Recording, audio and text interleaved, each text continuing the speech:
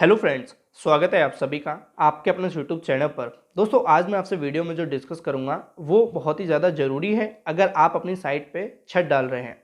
देखिए, यहाँ पे मैं जो बताने वाला हूँ वो ज़रूरी नहीं कि सिर्फ एक ठेकेदार के लिए है या फिर एक मकान मालिक के लिए। दोनों के लिए ही बहुत ज़्यादा ज़रूरी है। जनरली होता क्या है कि जब साइट पे छत डल रही होती है तो ज़्यादातर केसेस ये होते हैं कि मकान मालिक को ये पता ही नहीं होता है कि भाई हमें इसमें जो कंक्रीट बन रहा है या छत डल रही है वो ठीक है या नहीं है। यहाँ पे मैं ऑन ग्राउंड जो मैंने देखा है, जो मैंने प्रैक्टिकली फील किया है, वही डिस्कस करने वाला हूँ और उम्मीद है कि आप इस वीडियो को एंजॉय भी करेंगे, क्योंकि आपको जो प्रैक्टिकली आप अपनी साइट पे काम करें उसी से रिलेट कर पाएंगे।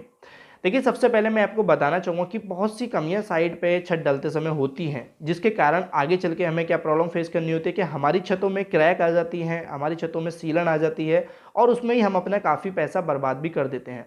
तो वो चीज़ें भी ना हो और एक अच्छी स्ट्रेंथ में, मजबूती में हमारी छत डले और अच्छे से हमारा घर बने।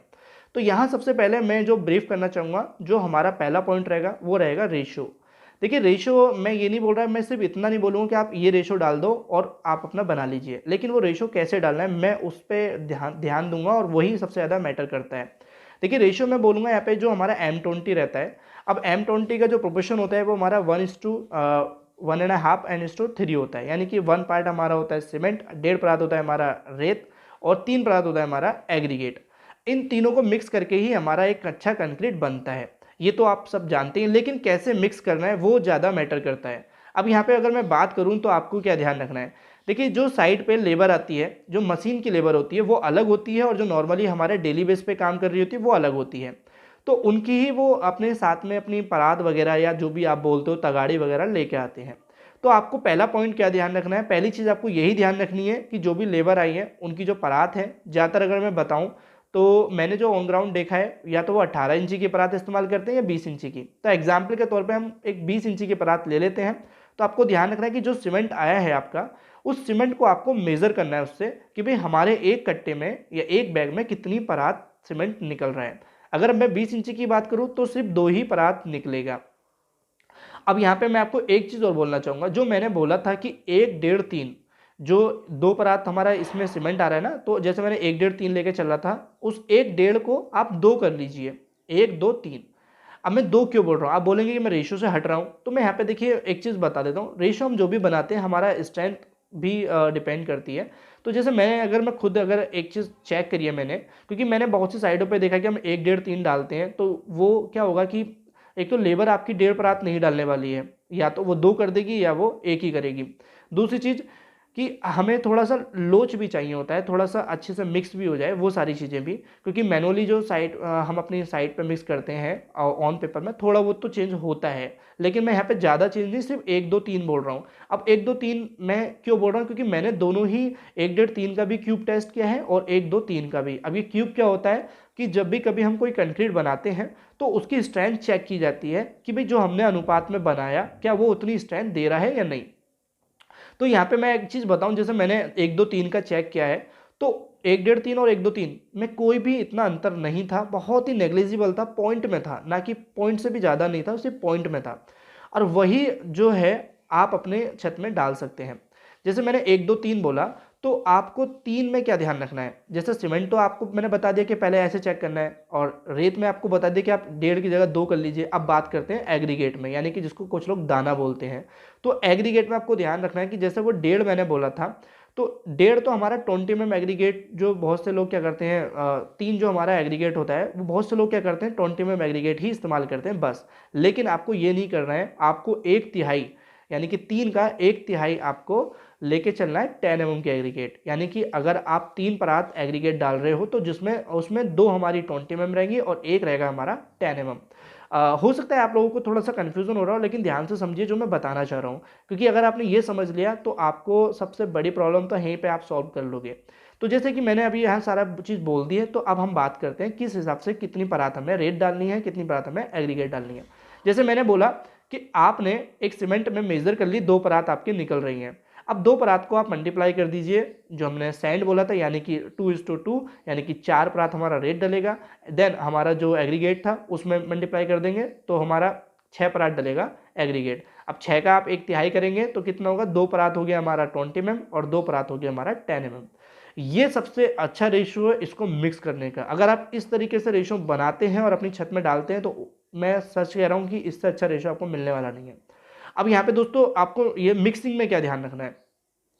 नॉर्मली क्या होता है, जो साइड पे मैंने देखा है कि जो लेबर हमारा मशीन में रेशो डाल रही होती है, जैसे परात वाइज डालते हैं, तो वहाँ पे क्या करते हैं, जितनी भी परात डलनी होती है सब परात डलने के बाद वो क्या करते हैं, जस्ट कुछ ही सेकंड उसको घुमाते हैं और ऊपर भेज देते हैं।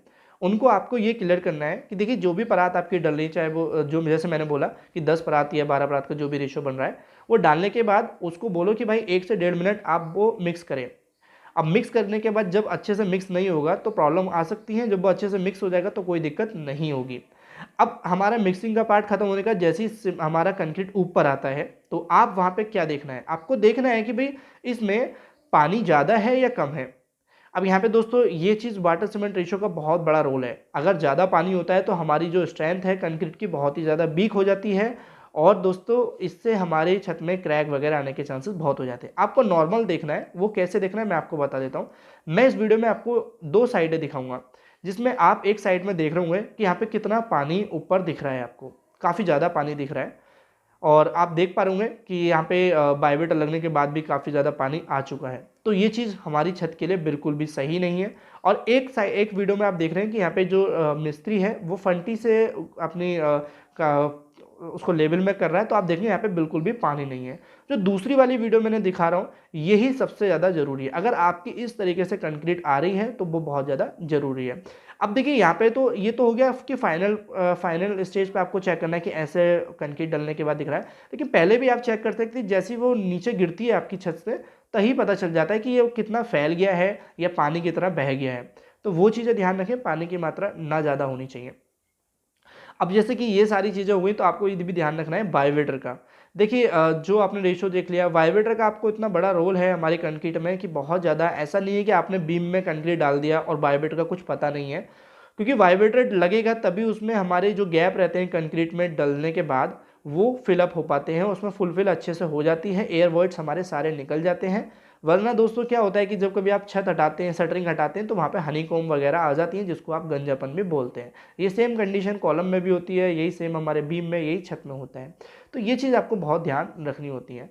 अगर मैं यहाँ पे बात करूँ, जैसे मेरे से बहुत से लोगों ने पूछा है कि हमें छत डालते समय पहले बीम डालना चाहिए या छत डालनी चाहिए, तो यहाँ पे मैं बोलना चाहूँगा कि जैसे मान लीजिए कि आपकी 1000 स्क्वायर फीट की छत है, तो जिस फेज से आप स्टार्ट कर रहे हैं छत डालने के लिए, तो वहाँ पे आप दोस्तों जितने भी आपके, जैसे ऐसा तो है नहीं कि आप एक बार में सारी छत डालेंगे, एक ही बार में थोड़ा सा आप गैप देंगे, जैसे कि उसको भागों में डिवाइड कर लेंगे कि भाई पहले इतना पार्ट डाल लेते, फिर उसके इतना, फिर इतना।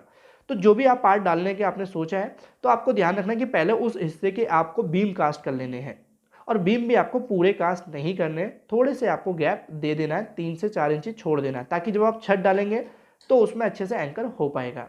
तो ये चीज़ ऐसी ज़रूरी बातें थी जो हमें छत डालते समय ध्यान रखना है। इनकेस अगर दोस्तों जो मैंने शुरू में थोड़ा सा आपको मैथमेटिकली या कह सकते हैं टेक्निकली कुछ बताए थे कि क्या कैसे डालनी है, उसमें कोई डाउट रह गया है तो आप मुझे कमेंट भी टाइप कर सकते हैं, या फिर दोस्तों आप मेरे इंस्टाग्राम पे मुझे मैसेज कर सकते हैं, उसमें मैं आपको और अच्छे से समझ पाऊँगा। और अगर आपको इनकेस और भी कोई डाउट है तो कमेंट में बिल्कुल टाइप करें। घर बनाने से संबंधित और भी वीडियो हमने डाल रखी, तो जाकर उनको जरूर देख लेना। आई होप आपको वीडियो अच्छी लगी। वीडियो लाइक कर देना, चैनल सब्सक्राइब नहीं तो सब्सक्राइब कर देना। आगे भी इस तरह की वीडियो देखना चाहते हैं तो बेल आइकन को ऑन जरूर कर लेना। थैंक्स फॉर वॉचिंग वीडियो, मिलते हैं अपनी नेक्स्ट वीडियो पर।